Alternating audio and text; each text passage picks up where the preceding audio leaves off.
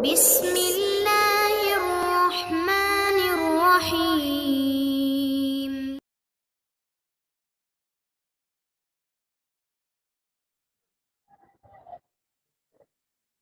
Assalamualaikum warahmatullahi wabarakatuh.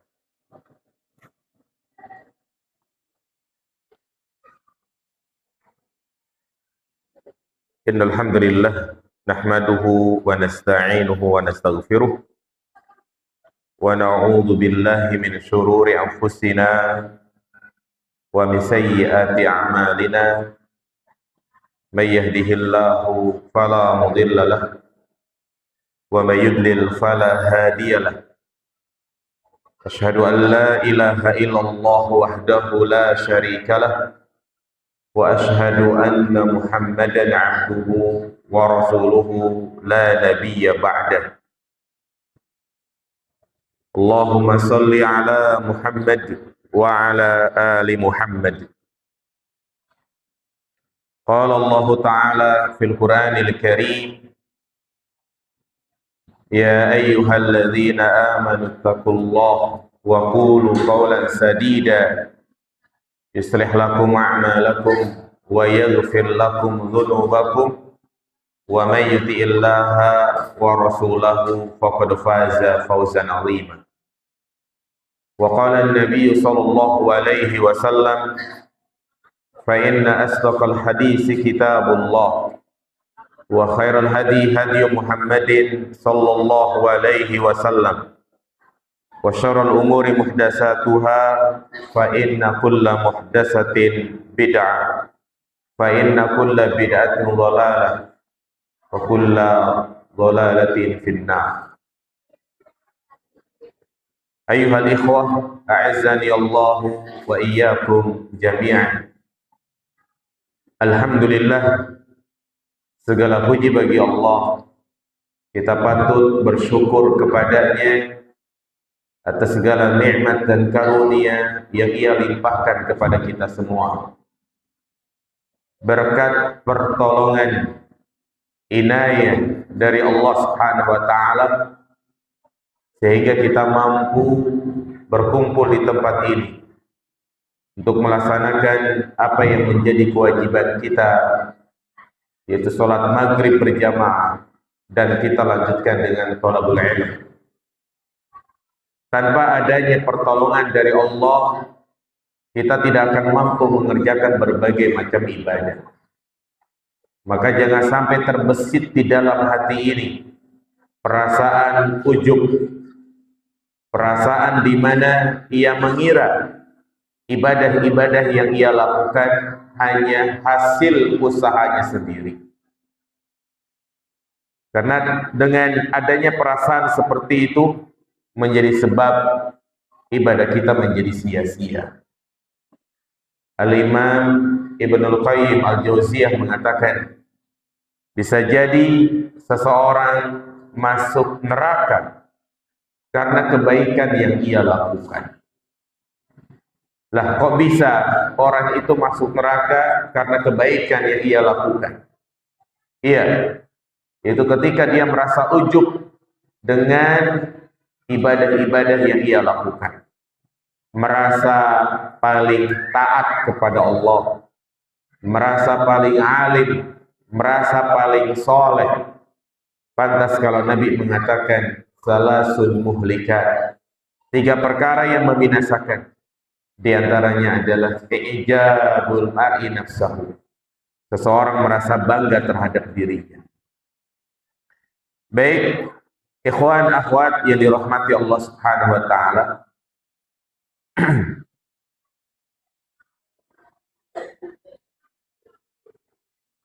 kembali kita akan melanjutkan pembahasan kitab Al-Arba'in An-Nawawiyah karya Al-Imam An-Nawawi rahimahullah ta'ala, yang biasa kita adakan di masjid ini, Masjid Al-Muhtadin, setiap Jumat ba'da maghrib pekan kedua. Dan kitab Al-Arba'in An-Nawawiyah ini adalah kitab yang sangat penting untuk kita bahas. Allah Subhanahu wa taala memberikan keistimewaan pada kitab ini, di mana banyak kaum muslimin yang mengenal tentang kitab ini. Juga materinya diterima di setiap kalangan. Dan dengan memahami hadis-hadis dalam buku tersebut, kita jadi tahu, kita jadi paham perkara-perkara penting dalam agama ini. Baik itu perkara akidah, ibadah, akhlak. Dan 3 perkara ini merupakan tuntutan yang perlu kita kerjakan di dalam Islam. Sehingga manusia yang baik di sisi Allah itu bukan hanya rajin ibadahnya.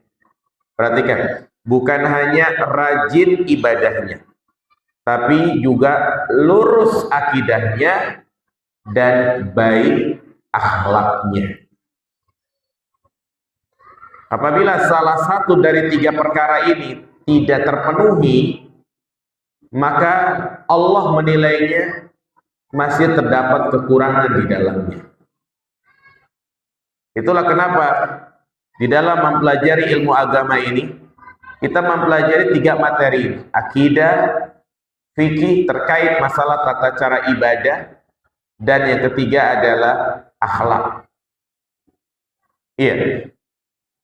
Seperti misalnya orang-orang Khawarij yang mereka dikafirkan oleh para ulama, walaupun dia mengatasnamakan Islam, ibadahnya luar biasa.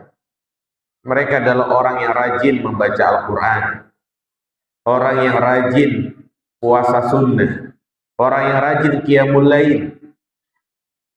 Tapi mereka disebut sebagai kilabun nar, anjing-anjing neraka. Kenapa? Karena akidahnya yang menyimpang, mengkafirkan kaum muslimin, ya, menghalalkan darah kaum muslimin. Demikian pula orang-orang Syiah Ar-Rafidhah. Mereka juga termasuk orang-orang yang kita lihat rajin ibadahnya, kecintaannya kepada Ahlul Bait luar biasa. Tetapi mereka menyimpang dari perkara lain, yaitu masih berkaitan dengan perkara akidah. Mereka mengkafirkan siapa? Para sahabat Nabi Shallallahu Alaihi Wasallam. Ya inilah. Jadi perkara akidah penting, ibadah penting, juga akhlak. Akhlak. Ya.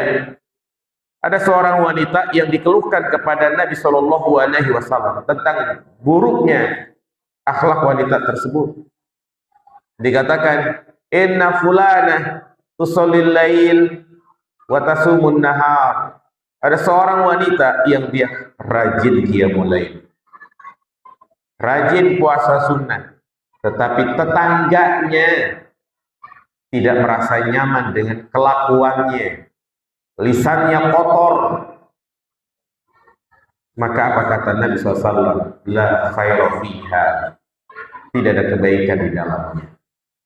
Nah, makanya dalam hadis Al-Arba'in ini dibahas perkara akidah, ibadah, juga akhlak. Tapi sifatnya tidak detail. Kalau ingin lebih detail lagi, ya, bahas kitab-kitab yang lebih besar lagi. Dan kita telah sampai pada hadis yang ke-33 tentang wajibnya bagi orang yang menuduh untuk mendatangkan bukti. Hadis terkait masalah pengadilan. Jadi menunjukkan bahwasanya Islam adalah agama yang sempurna. Sudah menjadi sunnatullah bahwa kita hidup sebagai manusia dengan jumlah yang sangat banyak, sering terjadi konflik, sering terjadi sengketa. Maka di dalam Islam ada aturan-aturan untuk menentukan siapa pelakunya, agar kita tidak sembarangan menuduh Karena kehormatan seorang muslim itu terjaga. Tidak boleh kita sembarangan menuduh tanpa adanya bukti. Karena itulah kalau kita mempelajari materi fikih, ya, itu ada yang disebut dengan kitabul hudud. Kitabul hudud. Mungkin selama ini kita ngaji fikih hanya sampai di kitabut thaharah doang. Subhanallah. Materi fikih itu materi yang sangat panjang dan luas. Makanya kalau ngaji itu harus istiqomah. Ngaji itu kontinu. Ngaji itu ya harus sabar. Bukan hanya tematik. Tapi kita bahas satu kitab dari awal sampai akhir. Kajian fikih kadang baru kitab thaharah udah berhenti. Mungkin ustadznya yang mengundurkan diri atau jamaahnya yang udah nggak pernah hadir lagi. Ya, ada lagi buka pembahasan fikih lagi, bahas kitab thaharah lagi, pindah lagi kajiannya. Jadi bahas kitab thaharah nggak selesai-selesai. Ya, jadi alumni thaharah. Jadi subhanallah, thaharah selesai, berlanjut ke kitab shalah, berlanjut ke kitab siyam, berlanjut ke kitab zakat, berlanjut ke kitabul hajj. Subhanallah. Dan sekarang banyak buku-buku yang mudah bagi kita untuk mempelajarinya secara menyeluruh. Seperti ada kitab Al-Waziz yang materinya mudah. Selesai ibadah, itu biasa dibahas tentang terkait hak-hak sesama manusia. Ya. Seperti kitab nikah, dan biasa di akhir-akhir itu ada pembahasan kitabul hudud. Apa itu kitabul hudud? Yaitu bab yang membahas masalah memberikan hukuman bagi pelaku tindakan kriminalitas. Dibahas ya hukuman bagi pencuri dipotong tangannya. Dan ini pun ada syarat-syaratnya tentang jumlah harta yang dia curi, kemudian ya bagaimana cara dia mencuri, itu ada pembahasannya. Demikian pula tentang kisos. Jadi semuanya dibahas dalam kitabul hudud. Namun sayangnya sampai detik ini mungkin kita tidak pernah mempelajarinya. Nah, salah satunya adalah terkait ya bagi orang yang menuduh dan yang dituduh. Kita baca hadisnya. An Ibnu Abbasin radhiyallahu anhuma. Dari sahabat Abdullah bin Abbas. Keduanya adalah sahabat Nabi sallallahu alaihi wasallam. Abbas bapaknya, Abdullah putranya. Jadi Abdullah bin Abbas, dan keduanya memiliki hubungan kekerabatan dengan Nabi sallallahu alaihi wasallam. Abbas adalah paman Nabi yang Allah berikan hidayah untuk memeluk agama Islam. Demikian pula Abdullah bin Abbas, dia memeluk agama Islam sejak kecil, dan dialah orang yang paling paham betul tentang isi Al-Quran dan tafsir Al-Quran, karena memang Nabi mendoakannya, Allahumma faqihu fiddin wa 'allimhu ta'wil. Ya Allah, berikanlah pemahaman yang mendalam kepadanya tentang makna Al-Quran. Anna Rasulullah sallallahu alaihi wasallam qala, bahwasanya Rasulullah sallallahu alaihi wasallam bersabda,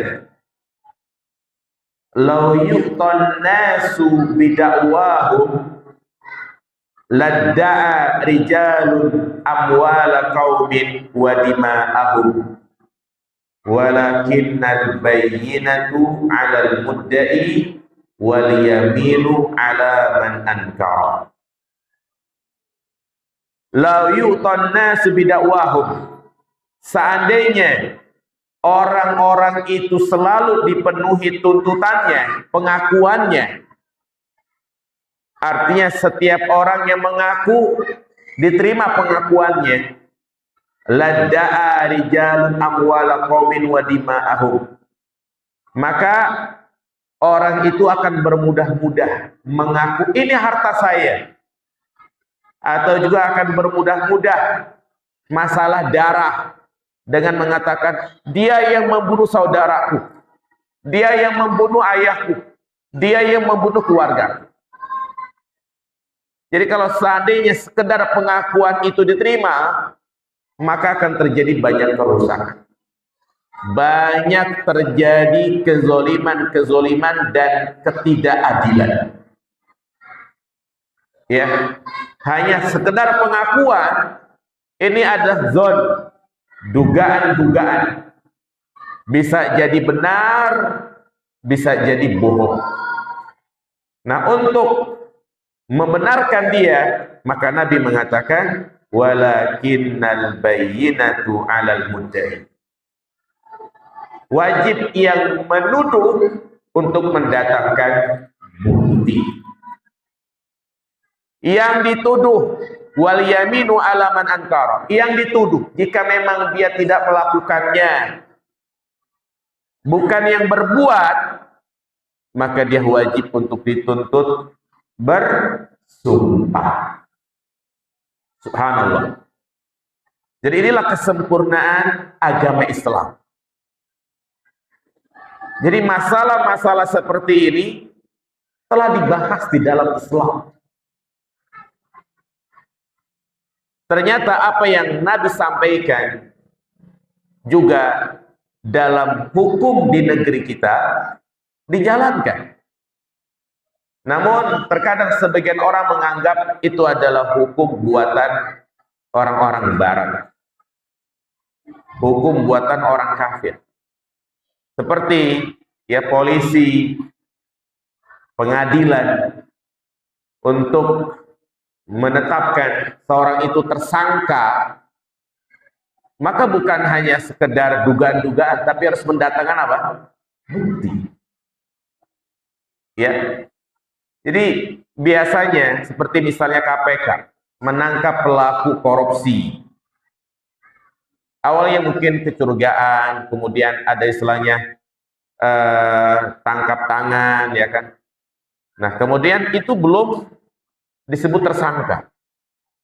Ya, kemudian berikutnya tersangka. Kalau sudah tersangka dengan adanya bukti-bukti yang jelas, siap untuk diadili, statusnya naik jadi apa? Terdakwa, ya. Ya. Jadi begitulah prosesnya. Dan itu semuanya telah dijelaskan di dalam Islam. Ya.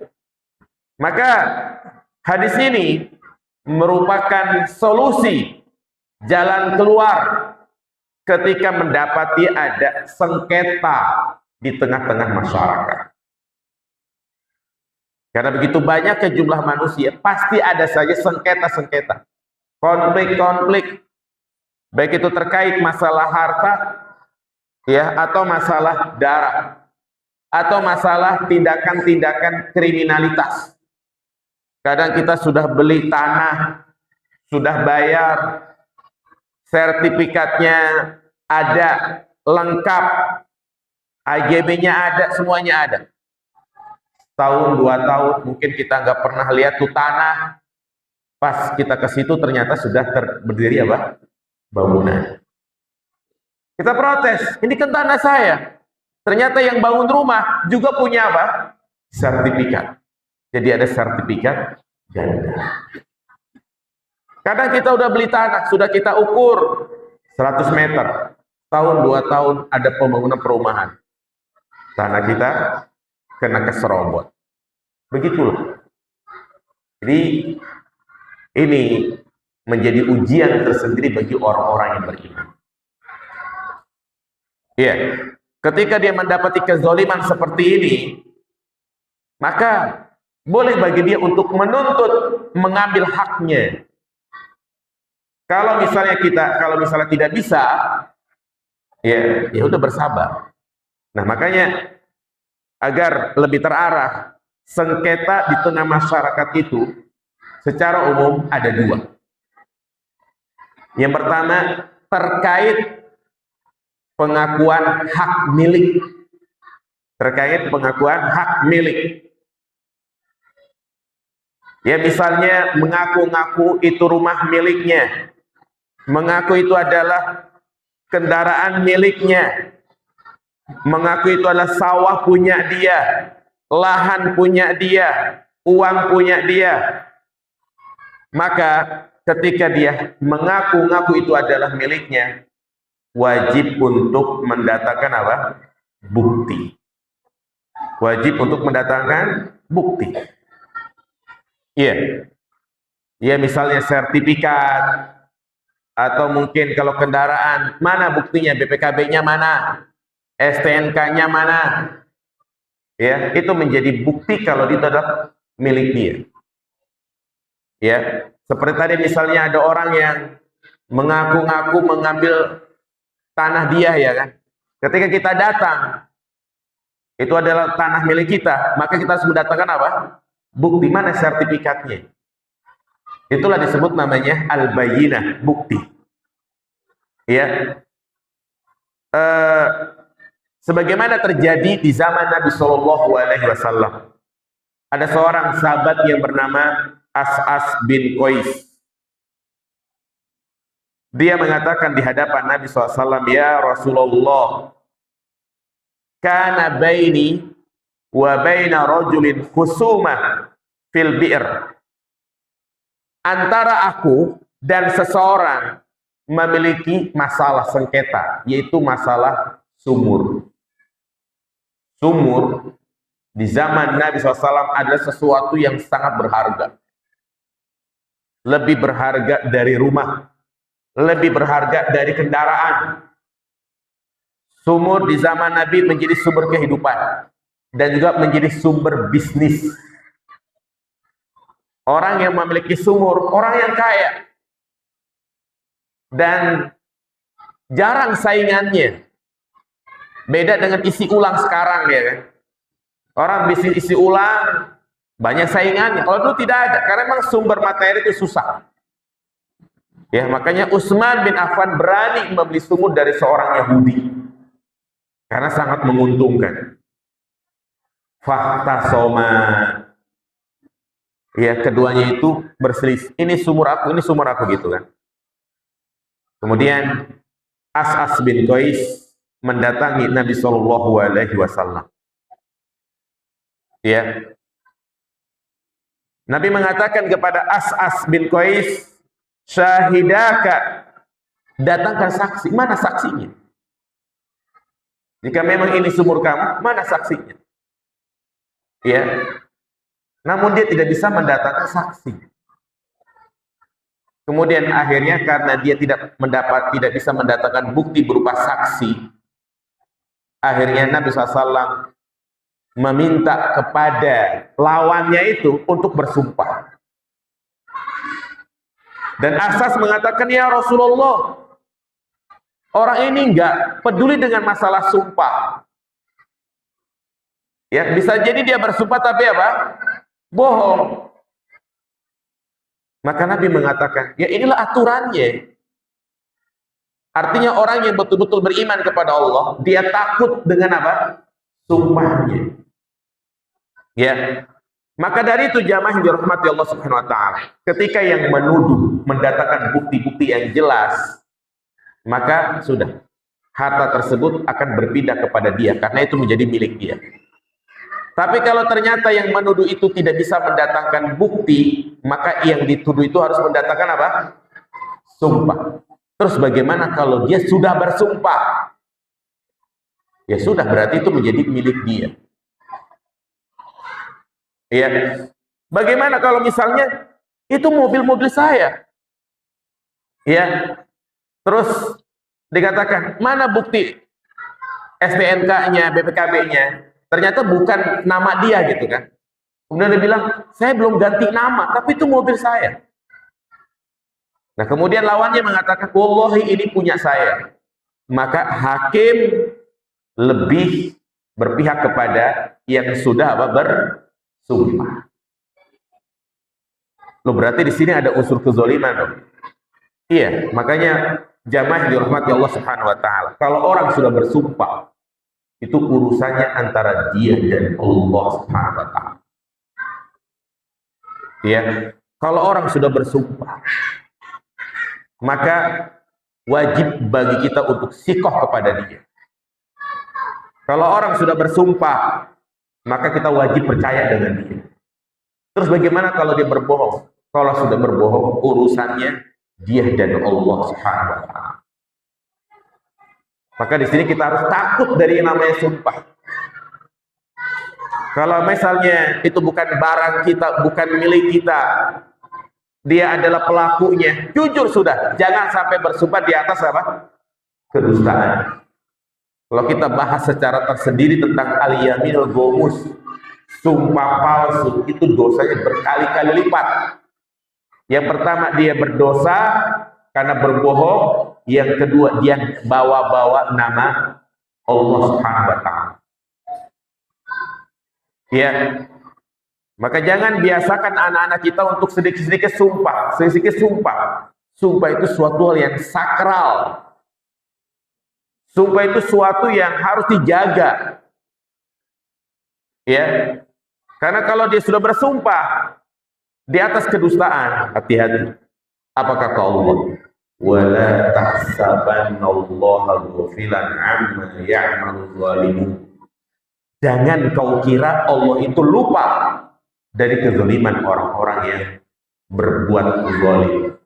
Cepat ataupun lambat Allah akan membalasnya. Ya, sudah banyak cerita-cerita di mana orang itu bersumpah di atas kedustaan. Allah azab dia di dunia. Saya teringat kisah diceritakan oleh seorang syekh.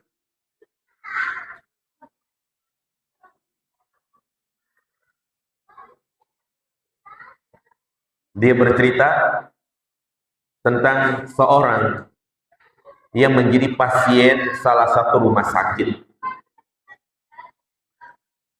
di mana pasien ini kaya raya, asetnya di mana-mana, hartanya melimpah,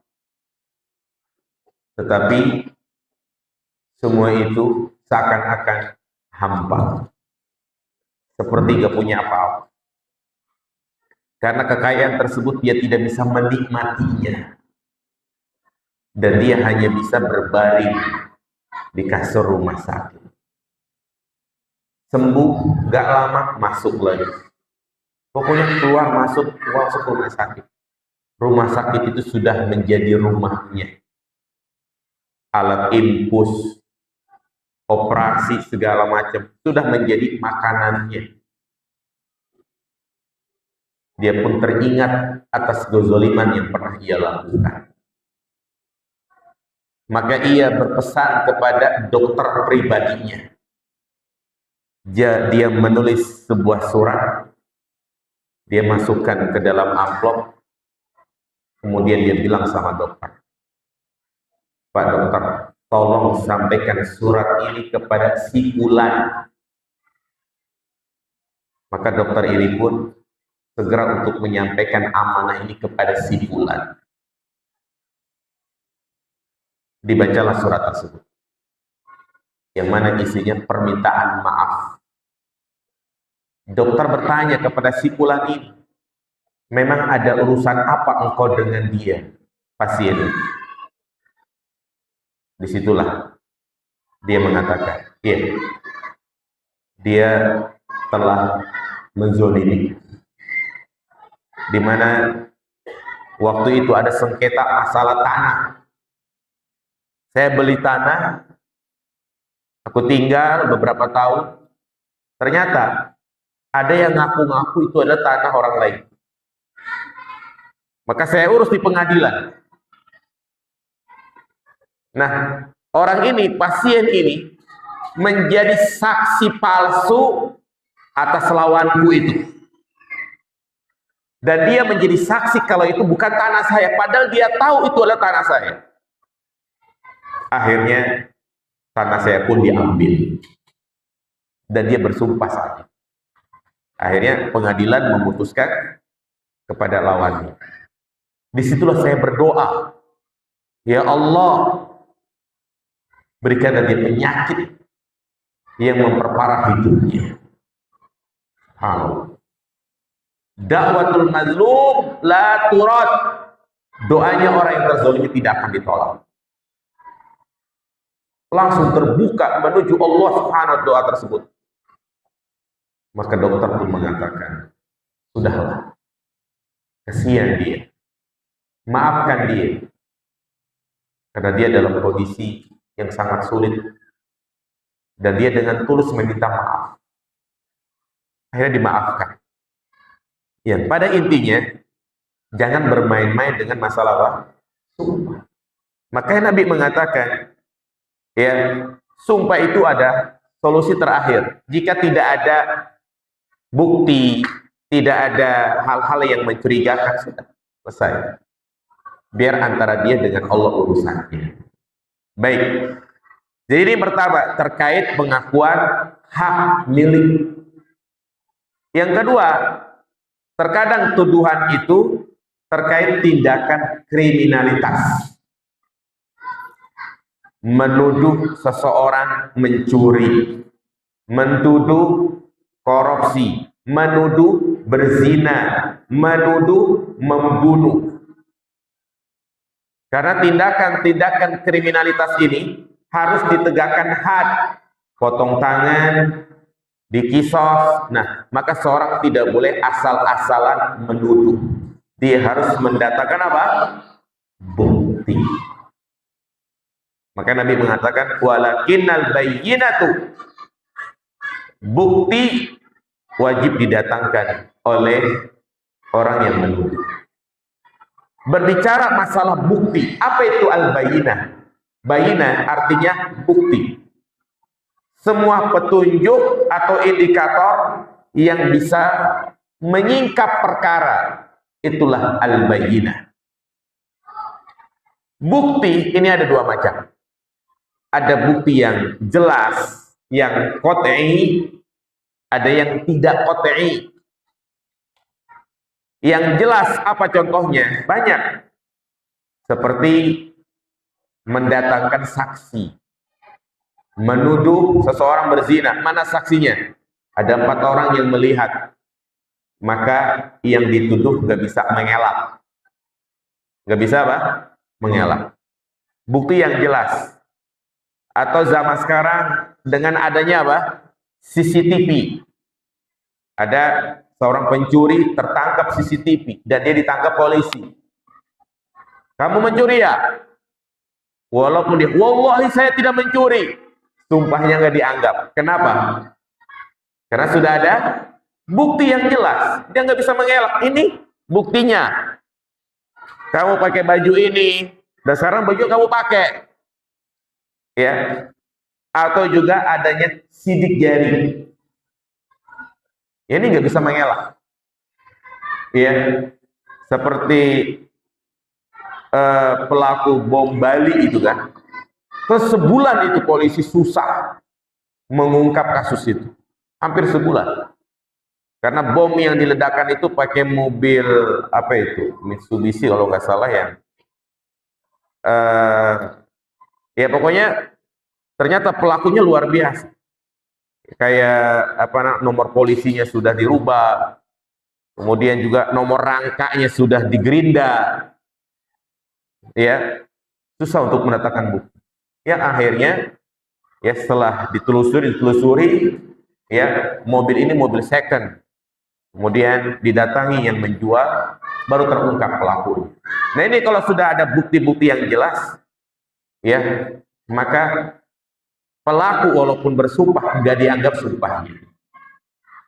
Atau juga pengakuan, seperti terjadi di zaman Nabi Shallallahu Alaihi Wasallam.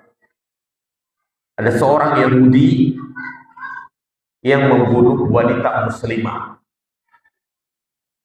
Dengan cara kepalanya itu dibenturkan dengan batu. Jadi orang Yahudi ini membawa 2 batu, Kemudian ya kepalanya itu dibenturkan begini. Sampai wanita mukminah tersebut meninggal. Habis meninggal, lagi sekarat. Dia kabur, datanglah seorang sahabat ingin menolongnya. Siapa yang membunuhmu? Karena dia sudah sekarat, nggak bisa ngomong apa-apa. Tapi sahabat ini menyebut nama satu-satu. Fulan, Fulan. Dia hanya geleng-geleng kepala. Fulan. Nah, pas disebut nama seorang Yahudi, dia mengangguk-angguk begitu. Iya, akhirnya wanita ini meninggal dan orang Yahudi tadi didatangkan di hadapan Nabi SAW. Dia udah nggak bisa mengelak, ya.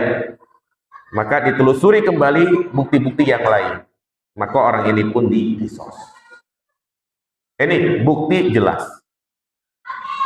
Atau yang kedua, bukti yang tidak jelas, tetapi ini juga bisa dijadikan sebagai bukti. Ini disebut namanya qorinatul hal, indikasi-indikasi yang kuat. Hal-hal yang mencurigakan, ya, disebut namanya qorinatul hal, adanya indikasi-indikasi yang kuat. Banyak contoh-contoh yang disebutkan di dalam Al-Quran, seperti kisah tentang Nabi Yusuf. Ya, yang kita tahu bahwa Nabi Yusuf di waktu kecil dia dizolimi oleh saudara-saudaranya karena hasad dan dengki kepada Nabi Yusuf. Akhirnya saudara-saudaranya ini ya ingin memisahkan Yusuf dari ayahnya dan juga dari saudara kandungnya. Siapa saudara kandungnya jemaah? Binyamin. Ya, karena Yusuf punya beberapa anak. Adapun saudara sekandung Yusuf, sebapak seibu adalah Binyamin. Yang lainnya beda ibu, satu bapak. Ya, maka mereka bawa Yusuf dan diceburkan ke dalam sumur. Dan saudara-saudaranya ini mendatangi ayahnya Yakub dengan membawa baju yang sudah dilumuri darah, entah darah serigala atau darah apa gitu. Nah, disitulah mereka mengatakan, ya Yusuf dimakan binatang buas dan kami kubur jenazahnya. Ya, artinya dia mengatakan kepada Yakub seperti ungkapan Allah Subhanahu wa taala di mana mereka mengatakan dia dimakan binatang buas. Tapi Nabi Yakub nggak percaya. Nabi Yakub menganggap anak-anaknya itu berbohong. Berarti kan di sini ada tuduhan apa? Berbohong. Ada tuduhan berbohong. Tapi Nabi Yakub tidak bisa membuktikan. Tapi Nabi Yakub menyimpulkan anak-anak ini berbohong dengan adanya qorinatul hal, indikasi-indikasi yang kuat. Apa itu? Di antaranya ternyata darah yang dilumurin di bajunya tersebut bukan darah manusia. Dan Nabi Yakub ya paham antara darah manusia dan darah hewan. Kemudian yang kedua, bajunya jika memang dimangsa serigala, ya, dimangsa serigala, ternyata bajunya tidak koyak, tidak robek. Nah, ini disebut namanya qorinatul hal, tapi tidak bisa mendatangkan bukti yang kuat. Maka Nabi Yakub hanya bisa bersabar.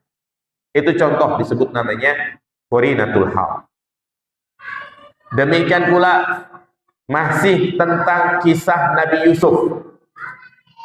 Ketika dia dituduh memperkosa Imro'atul Aziz, itu Zulaikha, ya, di mana ketika dia diajak berzina oleh Zulaikha ini, Nabi Yusuf berusaha untuk kabur.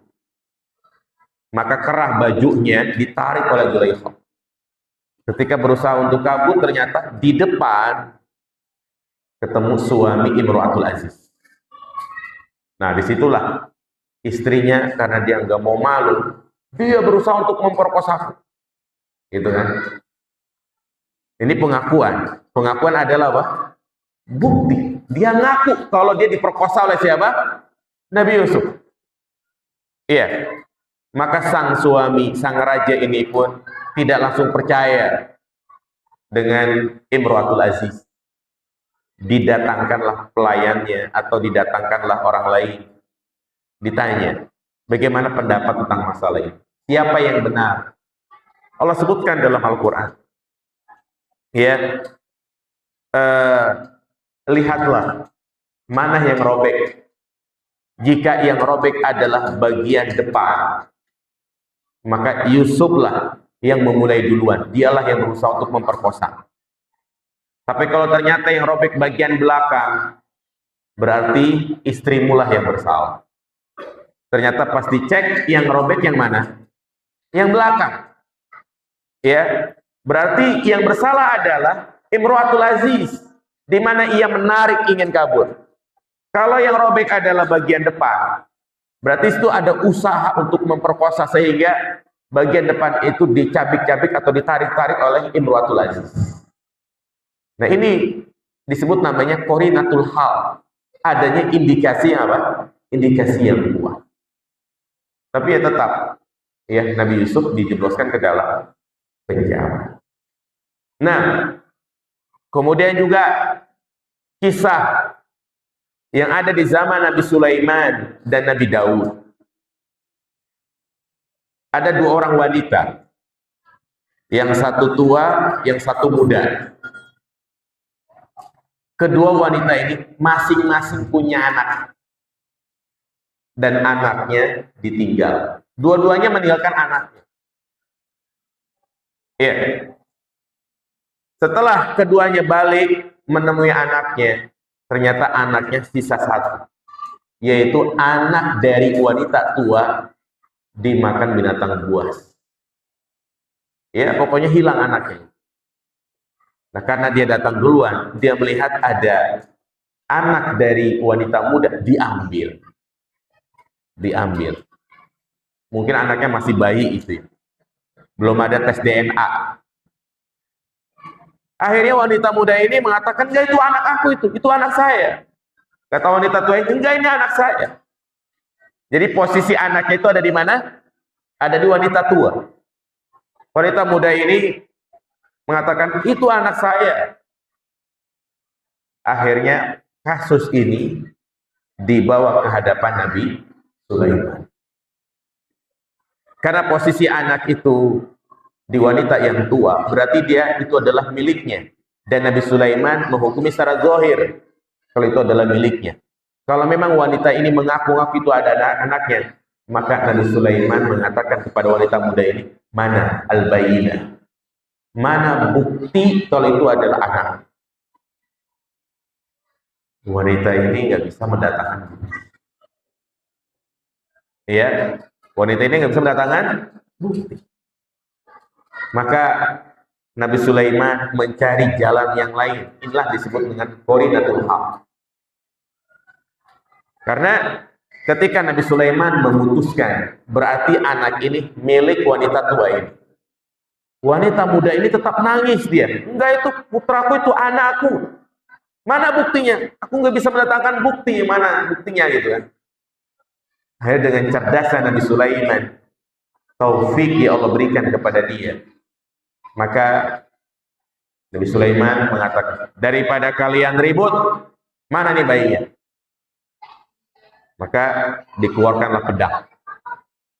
Nabi Sulaiman hendak membelahnya menjadi dua. Ya, ditanya bagaimana pendapatmu kepada wanita tua ini? Wanita tua ini mengatakan, silahkan, nggak apa-apa. Iya, subhanallah. Begitulah. Kalau orang tidak mengakui kalau itu adalah anaknya, dia pengen sama-sama sedih gitu loh. Makanya karakter manusia Kadang dia kena musibah, pengennya yang lain juga kena apa? Musibah, gitu kan. Wanita tua ini udah kehilangan anak, biar wanita muda ini juga kehilangan anak, dibunuh sama Nabi Sulaiman.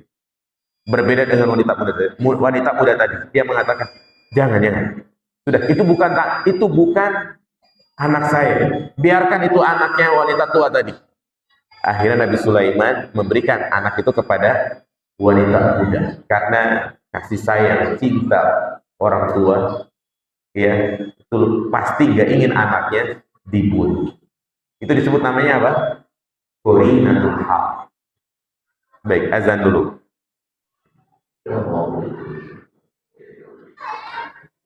Baik. Jemaah yang dirahmati Allah Subhanahu wa taala, kita lanjutkan sedikit penjelasan dari hadis yang ke-33 ini. Iya. Jadi itulah pentingnya untuk mendatangkan apa? Bukti. Agar darah, harta, kehormatan orang itu terjaga. Dan menunjukkan kepada kita tentang indahnya Islam. Bahwa Islam adalah agama yang betul-betul menjaga darah, menjaga harta dan kehormatan. Maka dari itu jangan sampai kita melakukan tindakan-tindakan yang mencoreng nama baik Islam. Islam tidak membenarkan tindakan-tindakan teroris. Dan tindakan-tindakan seperti itu bukan bagian dari Islam.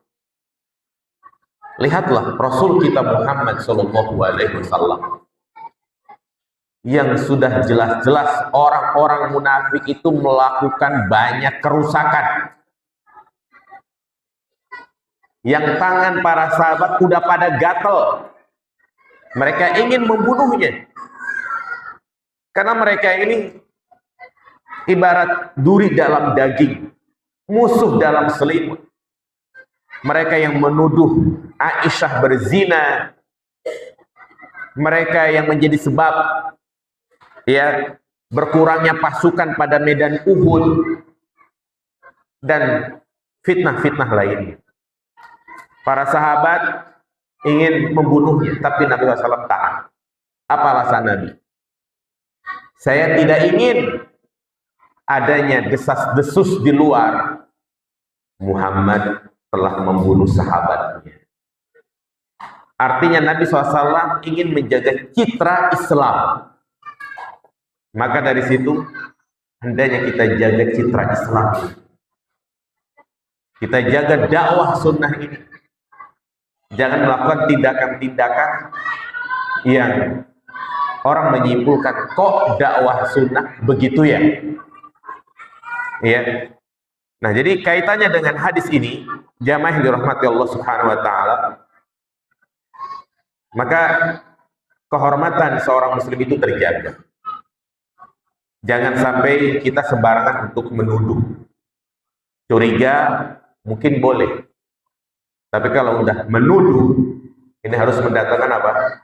Bukti yang kuat. Menganggap seorang dai menyimpang misalnya. Ini terkait masalah kehormatan. Maka harus datangkan mana buktinya penyimpangan itu. Jangan serampangan kita menerima tahzir. Ya, dalam bab tahzir kita harus adil. Kesalahannya sebatas apa dan sampai di mana. Iya. Kemudian juga hadis ini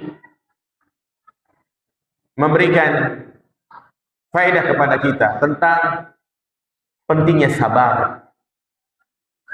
Dan kita harus yakin pertolongan Allah pasti akan datang. Inilah tauhid, jemaah. Ketika dalam kondisi kita terzolimi dan kita sudah melakukan tindakan-tindakan untuk mengambil hak kita kembali, tapi ternyata kita tidak bisa.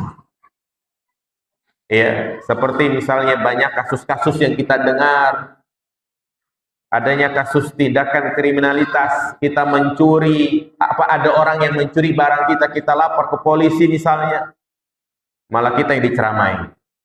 Naruh barangnya sih sembarangan. Ya lain kali jangan begitu.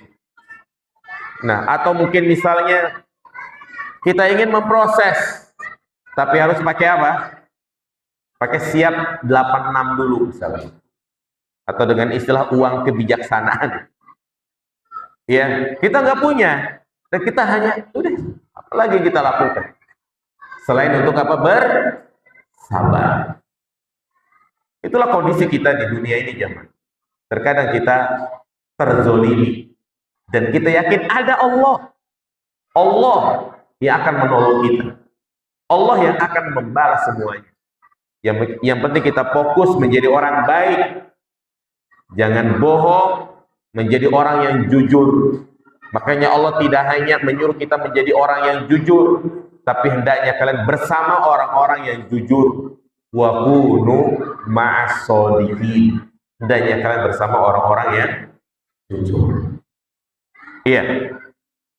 Di sini ada pertanyaan, bagaimana dengan sumpah-sumpah zaman sekarang? Dan apa konsekuensinya kepada pelaku si sumpah? Iya, banyak sekali ancaman-ancaman bagi orang yang sembarangan bersumpah. Di antaranya disebutkan dalam hadis, sesungguhnya Allah Subhanahu wa taala tidak akan memandang, tidak akan mensucikan baginya azab yang pedih bagi 3 orang. Di antaranya adalah wal munfiqu sil'atahu bil halifil kadzib. Itu orang yang menjual barangnya dengan sumpah palsu. Kadang dalam berbisnis, dalam berdagang, orang itu sembarangan sumpah. Dia bilang, wallahi ini barang ini ori bukan KW. Wallahi barang ini impor dari luar negeri. Ternyata barangnya KW, impor dari Tanah Abang misalnya. Ya, wallahi ini mobil nggak pernah kecelakaan, nggak pernah kebanjiran. Kalau sudah bersumpah, tadi saya katakan urusannya antara dia dan Allah Subhanahu wa taala. Tapi sekali lagi tadi, kalau dia bersumpah, kita sudah mendatangkan bukti yang kuat, maka sumpah itu tidak dianggap.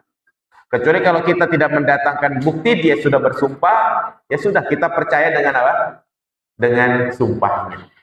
Makanya dalam kitab Tauhid disebutkan, orang kalau sudah meminta bantuan dan dia bersumpah dengan menyebut nama Allah, kalau dia miskin, kita berikan bantuan kepada dia.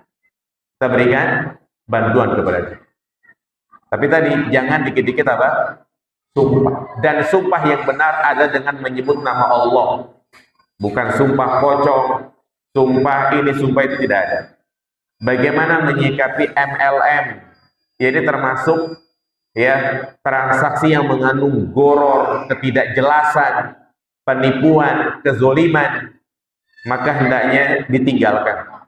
Itu yang saya tahu tentang MLM. Ya, bagaimana menyikapi mantan murid menggurui gurunya tentang ajaran sunnah tetapi merendahkan. Ini tadi di awal saya sampaikan, jamaah, pentingnya kita memiliki akhlak yang mulia. Dakwah sunnah adalah dakwah yang hak. Dakwah sunnah, kalau orang memiliki hati yang bersih, pasti dia menerima. Makanya Syekh Al-Albani memberikan nasihat, jangan kau jadikan orang lain lari dari dakwah sunnah karena sikapmu di dalam menyampaikan apa? Dakwah. Jadi sangat penting bagi kita untuk mempelajari metode dakwah, fikih dakwah. Mana yang menjadi skala prioritas? Ya, lihatlah Nabi SAW berdakwah dengan akhlak. Ya, karena belum tentu kita bisa menyampaikan dakwah dengan sekedar materi ilmu. Tapi perlu adanya memuliakan, menghormati. Ya. Jadi ini harus ada pembahasan secara khusus tentang fikih dakwah. Demikian, subhanallahumma bihamdika asyhadu an la ilaha illa anta astaghfiruka wa atubu ilaik. Assalamualaikum warahmatullahi wabarakatuh.